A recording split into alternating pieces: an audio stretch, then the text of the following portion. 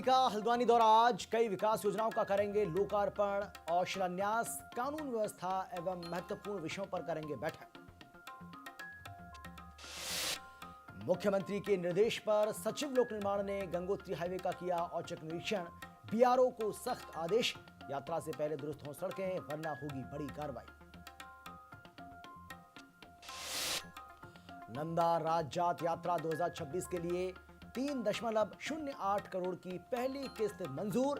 पंचायतों और विकास योजनाओं के लिए वित्तीय स्वीकृति 123 करोड़ रुपए से अधिक की सौगात। देहरादून के ढोईवाला में एमडीडीए की अब तक की सबसे बड़ी कार्रवाई। 77 बीघा जमीन पर काटी जा रही अवैध प्लॉटिंग, बुलडोजर से किया गया जमीन दोज। और पिटकुल के प्रभारी एमडी पीसी ध्यानी पद से हटाए गए। हाईकोर्ट की अवमानना और सख्त रुख के बाद शासन ने मेहरबान सिंह बिष्ट को सौंपी नई जिम्मेदारी। नमस्कार, आप देख रहे हैं हिंदी खबर। मैं हूं आपके साथ अमित शर्मा। बड़ी जानकारी आपको दे रहे हैं इस वक्त की, और बड़ी खबर यह है कि मुख्यमंत्री पुष्कर सिंह धामी हल्द्वानी के दौरे पर हैं।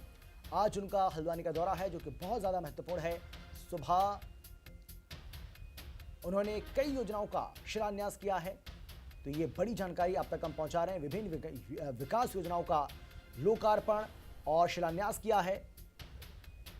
विरुद्ध राष्ट्रीय एचपीवी टीकाकरण अभियान का भी उन्होंने आगाज किया, तो ये बड़ी जानकारी आपको हम दे रहे हैं। पीएसपी चिकित्सालय हल्द्वानी का शुभारंभ किया और 1:15 पर आपको बता दें कि शुभारंभ समारोह में प्रतिभाग करेंगे मुख्यमंत्री पुष्कर सिंह धामी। और 2:30 बजे अधिकारियों संग एक महत्वपूर्ण बैठक करेंगे। कानून व्यवस्था एवं महत्वपूर्ण विषयों को लेकर यह बैठक होने वाली है।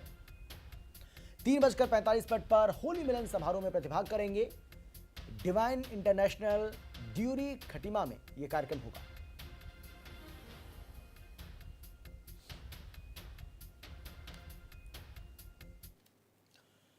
मुख्यमंत्री पुष्कर सिंह धामी ने प्रदेश के विकास को नई रफ्तार देते हुए कई महत्वपूर्ण फैसलों पर अपनी मुहर लगा दी है।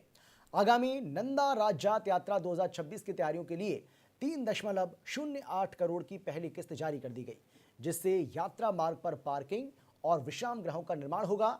साथ ही पंचायतों की मजबूती के लिए 89.41 करोड़ और विभिन्न जन कल्याणकारी योजनाओं के लिए 34.34 करोड़ रुपए स्वीकृत किए गए। सरकार ने टनकपुर स्टेडियम का नाम अब दिवंगत कैलाश गहतोड़ी के नाम पर रखने का निर्णय लिया है।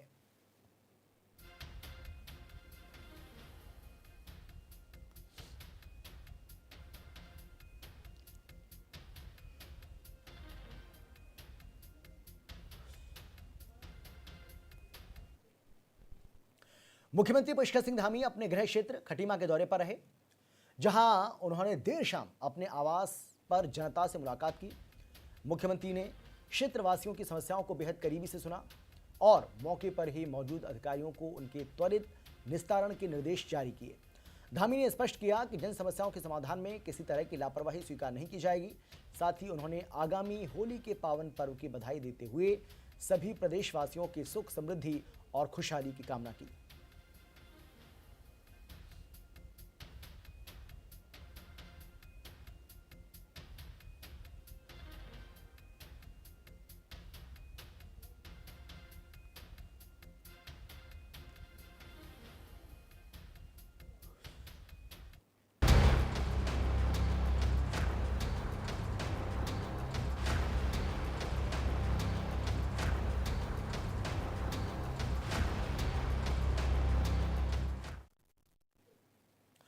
उत्तराखंड के मुख्यमंत्री पुष्कर सिंह धामी ने नंदा गोरा योजना के तहत वित्तीय वर्ष 2025-26 के लिए 145 करोड़ रुपए से ज्यादा की राशि जारी कर दी है। सीएम धामी ने डीबीटी के माध्यम से 33,000 से ज्यादा बालिकाओं के बैंक खातों में धनराशि ट्रांसफर की। धामी सरकार का कहना है कि ये योजना बेटियों की शिक्षा, सुरक्षा और आत्मनिर्भरता को बढ़ावा देने का सशक्त अभियान है। हालांकि सरकार के इस दावे पर कांग्रेस ने कटाक्ष किया है और इसे चुनावी स्टंट बताया है। एक रिपोर्ट आपको हम दिखाते, देखिए। सीएम धामी ने जारी की नंदा गौरा योजना की धनराशि। 145 करोड़ रुपए से ज्यादा की धनराशि डीबीटी से जारी। उत्तराखंड की 33,000 से ज्यादा बेटियों को मिली सौगात। कांग्रेस ने कसा तंज, 2007 के लिए आई बेटियों की याद। उत्तराखंड की धामी सरकार ने प्रदेश की 33,000 से ज्यादा बेटियों को बड़ी सौगात दी है। मुख्यमंत्री पुष्कर सिंह धामी ने सरकार की महत्वाकांक्षी नंदा गौरा योजना के अंतर्गत वित्तीय वर्ष 2025-26 के लिए 145.93 करोड़ रुपए की धनराशि जारी कर दी है। उत्तराखंड की 33,251 बालिकाओं को डीबीटी के माध्यम से उनके बैंक खातों में राशि भेजी गई है। मुख्यमंत्री कैंप कार्यालय में आयोजित कार्यक्रम में लाभार्थियों को ये सहायता प्रदान की गई। और हाल ही में देखा गया कि मुख्यमंत्री आवास में आयोजित एक कार्यक्रम में मुख्यमंत्री ने नंदा गौरा योजना के 145 करोड़ की धनराशि 33,000 से ज्यादा बालिकाओं के अकाउंट में डायरेक्ट डीबीटी कर हस्तांतरित करवाई और इससे कहीं ना कहीं उनकी शिक्षा में, उनके रोजगार में मदद मिलती हुई नजर आएगी। कार्यक्रम में मुख्यमंत्री पुष्कर सिंह धामी ने कहा कि नंदा गौरा योजना केवल आर्थिक सहायता नहीं है, बल्कि बेटियों के सम्मान, सुरक्षा और स्वावलंबन का सशक्त अभियान है। सीएम धामी ने सोशल मीडिया प्लेटफॉर्म एक्स पर जानकारी साझा करते हुए लिखा है, कैंप कार्यालय में नंदा गौरा योजना के अंतर्गत 33,251 लाभार्थी बालिकाओं के खाते में 145.93 करोड़ रुपए की धनराशि डीबीटी के माध्यम से हस्तांतरित की। हमारी सरकार का स्पष्ट संकल्प है कि प्रदेश की प्रत्येक बेटी शिक्षित, सशक्त और आत्मनिर्भर बने। बालिका शिक्षा को बढ़ावा देना केवल सामाजिक दायित्व नहीं, बल्कि उत्तराखंड के उज्जवल भविष्य की मजबूत नींव है। हम बेटियों के जन्म से लेकर उनकी शिक्षा तक हर कदम पर सहयोग सुनिश्चित कर रहे हैं, ताकि वे अपने सपनों को साकार कर राज्य और राष्ट्र निर्माण में अग्रणी भूमिका निभा सकें। मुख्यमंत्री पुष्कर सिंह धामी से मिले इस उपहार को लेकर सूबे की बेटियां सरकार का धन्यवाद कर रही हैं। बेटियों का कहना है कि इस योजना ने उन्हें आत्मनिर्भर बनने की राह दिखाई है। मेरा नाम ऋषिका जोशी है। मैं उत्तरांचल यूनिवर्सिटी से बीएससी फॉरेंसिक साइंस कर रही हूँ और सर नंदा गौरा योजना की वजह से ही मैं आज फॉरेंसिक साइंस कर पा रही हूँ, क्योंकि इसकी फ़ीस मेरे पेरेंट्स अफोर्ड नहीं कर पा रहे थे। तो इस योजना के माध्यम से जो धनराशि मुझे प्राप्त हुई है, उसी की वजह से आज मैं ये कोर्स कर पा रही हूँ और आगे चल के आत्मनिर्भर बन सकती हूँ। बेटियों को मिली इस सौगात को लेकर प्रदेश की महिला सशक्तिकरण एवं बाल विकास मंत्री रेखा आर्या ने बताया कि मुख्यमंत्री पुष्कर सिंह धामी के नेतृत्व में राज्य सरकार बेटियों के जन्म से लेकर उच्च शिक्षा तक हर कदम पर उनके साथ खड़ी है। वर्ष 2025-26 की हमारी नंदा गौरा योजना कि हमारी जन्म लेने वाली बालिकाएं और साथ ही हमारी जो 12वीं पास करने वाली जो हमारी बालिकाएं हैं, उनको आज माननीय मुख्यमंत्री जी के कर कमलों से लगभग 145 करोड़ की धनराशि जो है वो उनके खातों में सीधे डीबीटी की गई है, जिसमें हमारी जन्म वाली बालिकाएं लगभग 5,913 बालिकाएं हैं और लगभग हमारे 33,000 से अधिक बालिकाओं को जो है वो आज गौरा योजना से उनके खातों में सीधे डीबीटी की धनराशि पहुँचाई गई है। कैबिनेट मंत्री रेखा आर्य के मुताबिक 2017 से संचालित ये योजना बालिका जन्म को प्रोत्साहित करने, संस्थागत प्रसव बढ़ाने, बाल विवाह पर रोक लगाने और बेटियों की उच्च शिक्षा सुनिश्चित करने की दिशा में प्रभावी साबित हुई है। नंदा गौरा योजना बन रही बेटियों के लिए सशक्त अभियान। योजना के तहत बालिका के जन्म पर 11,000 रुपए दिए जाते हैं। 12वीं पास पर उच्च शिक्षा में प्रवेश पर 51,000 रुपए मिलते हैं। धामी सरकार का कहना है कि राज्य सरकार समाज में लैंगिक असमानता दूर करने और कन्या भ्रूण हत्या पर रोक लगाने के लिए प्रतिबद्ध है। नंदा गौरा योजना इसी सोच का परिणाम है जो बेटियों को सामाजिक और आर्थिक सुरक्षा प्रदान कर रही है।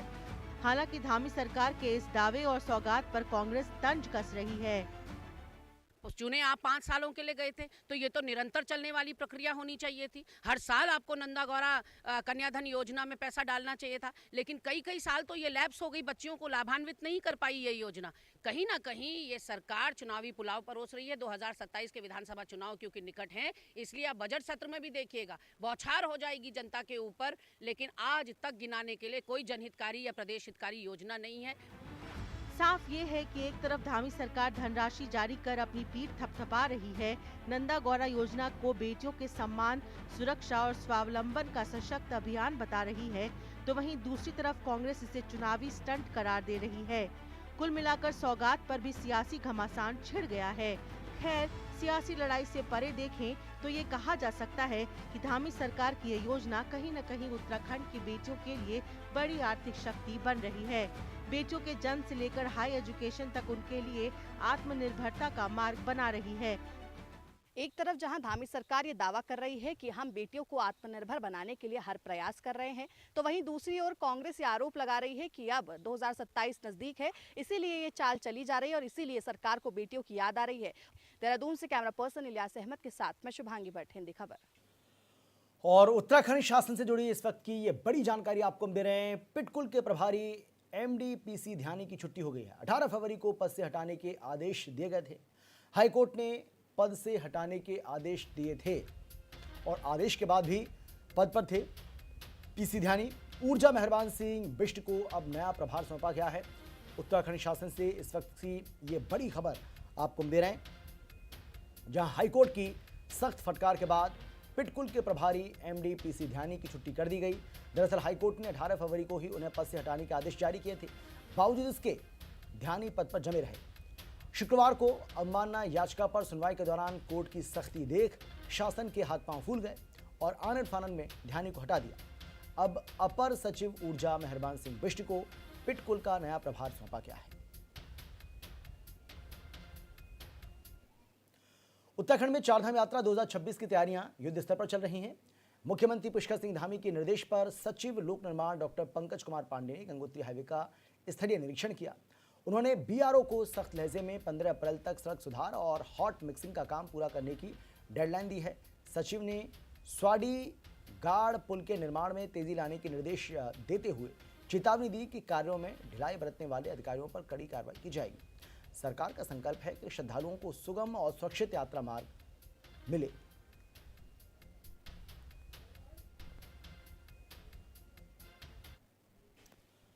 ऋषिकेश से चारधाम यात्रियों के लिए एक बड़ी और राहत भरी खबर सामने आई है। चंद्रभागा बस स्टैंड पर संयुक्त रोटेशन यात्रा व्यवस्था समिति की महत्वपूर्ण बैठक में फैसला लिया गया।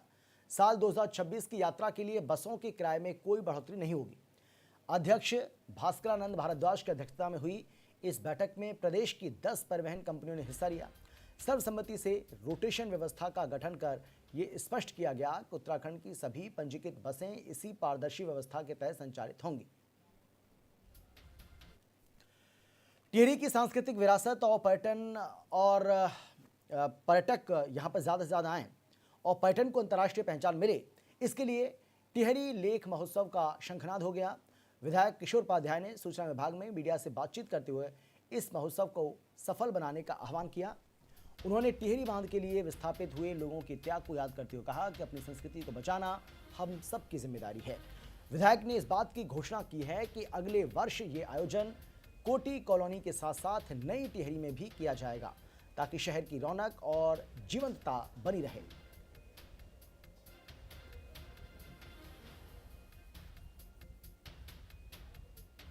टिहरी का जो गौरव है और जिसमें कि मैं स्वतंत्रता पूर्व के भी कार्यकाल को जो हमारे बगल के जो क्षेत्र हैं, उत्तरकाशी है, आधा रुद्रप्रयाग है, उसका जो देश के लिए, भारत के लिए और विश्व के लिए जो योगदान है, हम अभी तक उसका जो है प्रचार और प्रसार नहीं कर पाए। हमारे मन में वो गौरव भी निहित नहीं हो पाया। इसलिए मैं बहुत बधाई देता हूँ और बहुत आभारी हूँ हमारे यशस्वी मुख्यमंत्री पुष्कर सिंह धामी जी का। हम लोगों ने एक सुझाव दिया कि ये टिहरी लेक फेस्टिवल पहले होता था, सीमित रूप में होता था, एक उसका वैश्विक असर होना चाहिए। उत्तराखंड में रंगों का त्योहार होली धूमधाम से मनाया जा रहा है और इसी कड़ी में कैबिनेट मंत्री गणेश जोशी ने देहरादून स्थित अपने आवास पर भव्य होली मिलन समारोह का आयोजन किया। इस कार्यक्रम में मंत्री जोशी कार्यकर्ताओं और परिवार के सदस्यों के साथ पारंपरिक गीतों पर जमकर थिरके, अबीर गुलाल लगाकर होली मनाई। इस अवसर पर उन्होंने प्रदेशवासियों को सुख समृद्धि और भाईचारे की शुभकामनाएं दी और राज्य की उन्नति की कामना की।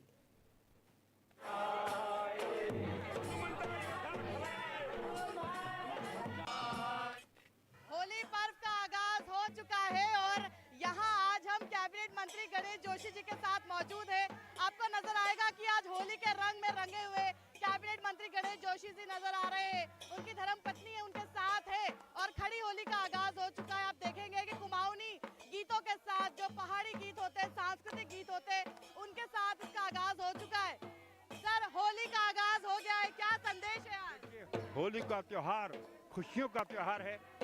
मैं प्रभु से प्रार्थना करता हूं कि हम सब के जीवन में होली के रंगों की तरह खुशियां आए, हम सब लोग स्वस्थ रहें, हम पर कोई संकट न आए, हमारा प्रदेश जिस आपदा से पिछले वर्ष जूझा है हम उससे बाहर निकले, हम सब लोग आगे बढ़े, ऐसी मैं प्रभु से प्रार्थना करता हूं। और होली के दिन एक बुराई का अंत हुआ था, होलिका का दहन हुआ था। हम सब के अंदर भी कोई ना कोई बुराई है, उसको भी समाप्त करने का संकल्प लें। और आई एक बहुत बड़ी बुराई जो कांग्रेस जितने दिल्ली के अंदर भारत के मान को अर्धनग्न प्रदर्शन करके भारत के मान को घटाया है, उस बुराई को भी हम समाप्त करने का संकल्प लें। सबको होली की बहुत बहुत शुभकामनाएं, बहुत बहुत शुभकामनाएं। तो देखेंगे कि कैबिनेट मंत्री होली की शुभकामनाएं दे रहे हैं, तो आपको भी होली की बहुत बहुत शुभकामनाएं। तो आप देखेंगे कि धर्मपत्नी कैबिनेट मंत्री गणेश जोशी जी की मौजूद है। मैम, आज खड़ी होली हो रही है, हमारी पारंपरिक ये होली है, क्या मैसेज संदेश दे रही है होली के मौके पर? होली की मैं सबको बहुत बहुत बधाई देना चाहती हूँ। सब आपस में गिले शिकवे मिटा के आज होली का आनंद लें। होली में अपने पराये सब गले मिलते हैं, बहुत अच्छा लगता है, गिले शिकवे मिटाते हैं और साल भर इंतजार रहता है कि होली आएगी, खूब रंगों से सब सारा बोर होंगे, सारे गिले शिकवे मिटा देंगे। बिल्कुल, देखिए होली पर्व पर अपने सारे गिले शिकवे मिटा, अपने सभी अपने लोगों के साथ होली खेलिए, यही संदेश कैबिनेट मंत्री गणेश जोशी जी दे रहे हैं। और आप देखेंगे कि क्योंकि होली के पर्व का आगाज हो चुका है और खड़ी होली की शुरुआत हो चुकी है, तो यहाँ पर सभी लोग, मंत्री जी देखेंगे आपकी मजीरे के साथ नजर आ रहे हैं, पूरे रंगों में रंगे नजर आ रहे हैं। होली के पर्व पर जनता को भी बड़ा संदेश दे रहे हैं और अपनी संस्कृति से जरूर रूबरू करवाते हुए नजर आ रहे हैं। देहरादून से कैमरा पर्सन विजेंद्र रतूड़ी के साथ मैं शुभांगी भट्ट, हिंदी खबर।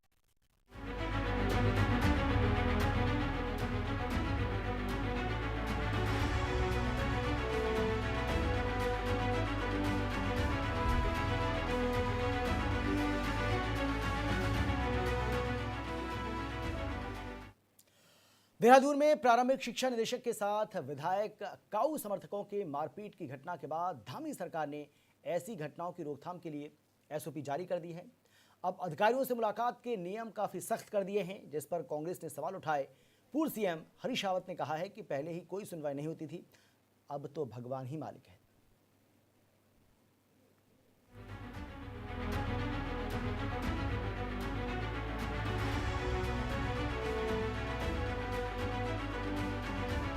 अधिकारियों की सुरक्षा के लिए एसओपी जारी। हरीश रावत बोले, आम जनता को पड़ेगी भारी। अधिकारियों से मुलाकात के सख्त हुए नियम, अब जनता का भगवान मालिक, बोले पूर्व सीएम। देहरादून में प्रारंभिक शिक्षा निदेशक के साथ विधायक उमेश शर्मा काऊ समर्थकों के मारपीट की घटना के बाद धामी सरकार ने ऐसी घटनाओं की रोकथाम के लिए एसओपी जारी कर दी है, जिसके सुरक्षा नियम आम जनता, निजी ठेकेदारों, जनप्रतिनिधियों, उनके समर्थकों, व्यक्तिगत सुरक्षा अधिकारियों सहित सभी आगंतुकों पर बिना किसी अपवाद के लागू होंगे, जिसके तहत सरकारी कार्यालय परिसरों में आम जनता के वाहनों पर अब पूरी तरह से रोक रहेगी। वरिष्ठ प्रशासनिक अधिकारियों से मुलाकात के लिए पहले से समय लेना होगा। विभागाध्यक्षों की ओर से जन शिकायतों की सुनवाई के लिए समय तय किया जाएगा। निर्वाचित प्रतिनिधियों के साथ अधिकतम 3 लोग ही प्रवेश कर सकेंगे। सरकार की इस एसओपी पर कांग्रेस ने सवाल उठाए हैं। पूर्व सीएम हरीश रावत ने पोस्ट कर कहा है कि करे कोई भरे कोई। हरदा ने कहा है कि सरकारी अधिकारी को कार्यालय में घुसकर मारा भाजपा के माननीय विधायक के नेतृत्व में कुछ लोगों ने और दंड भुगते उत्तराखंड की जनता।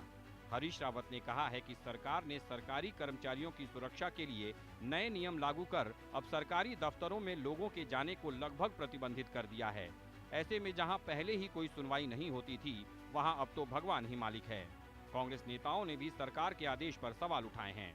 सरकारी दफ्तरों और सरकारी कर्मियों की सुरक्षा व्यवस्था सुनिश्चित करने के लिए सरकार द्वारा एक एसओपी जारी की गई है, जिसमें काफ़ी चीज़ें इंक्लूड किया गया है और यह इसलिए भी आवश्यक है कि शासकीय कर्मी को एक भयमुक्त वातावरण अपने शासकीय दायित्वों के निर्वहन के लिए प्राप्त हो सके। है कि सरकार बहुत डरी हुई है और सरकार जानती है कि कार्यालय के अंदर बैठ के कर्मचारी किस तरह से काम कर रहा है। अब जनता के साथ ये दुविधा हो गई है कि आखिर जनता जाए तो जाए किसके पास। नेता बड़े जो हैं वो मिलते नहीं हैं जो भाजपा के हैं, और जो क्या नाम है बड़े अधिकारी हैं वो कैसे मिलेंगे, किससे मिलेंगे। बाहर वो सिक्योरिटी गार्ड बैठ जाएगा, वो कहेगा जब तक आपका क्या नाम है पास नहीं बनेगा आप अंदर नहीं आ सकते। तो किस तरह से जो है संपर्क हो पाएगा। सत्ताधारी दल के विधायक के समर्थकों ने एक अधिकारी के साथ मारपीट की और मामले में कर्मचारियों के आक्रोश को देखते हुए धामी सरकार ने आनन फानन में कर्मचारियों अधिकारियों की सुरक्षा के लिए लंबी चौड़ी एसओपी जारी कर दी। अब ये तो देखना होगा कि सत्ता के नशे में चूर माननी इन नियमों का कितना पालन करते हैं, लेकिन ये तय है कि इन नियमों का खामियाजा आम जनता को ही उठाना पड़ेगा, जो पहले ही अधिकारियों तक अपनी सुनवाई के लिए परेशान रहती है। देहरादून से संवाददाता दीपिका भंडारी और शुभांगी भट्ट के साथ ब्यूरो रिपोर्ट, हिंदी खबर। उत्तराखंड की राजनीति में आज एक तस्वीर ने सबको चौंका दिया है। बीजेपी प्रदेश अध्यक्ष महेंद्र भट्ट अचानक से पूर्व विधायक कुंवर प्रणव सिंह चैंपियन के लंढोरा स्थित रंग महल पहुंचे। हाल ही में चैंपियन ने मुंबई की एक डांस पार्टी का जिक्र कर सियासी गलियारों में तूफान ला दिया था, जिसके बाद कयास लगाए जा रहे थे कि संगठन उनसे नाराज है, लेकिन इस मुलाकात ने उन सभी चर्चाओं पर पूर्ण विराम लगा दिया। हालांकि दोनों नेताओं ने इसे महज एक पारिवारिक भेंट बताया, लेकिन राजनीतिक जानकार इसके पीछे बड़े मायने निकाल रहे हैं।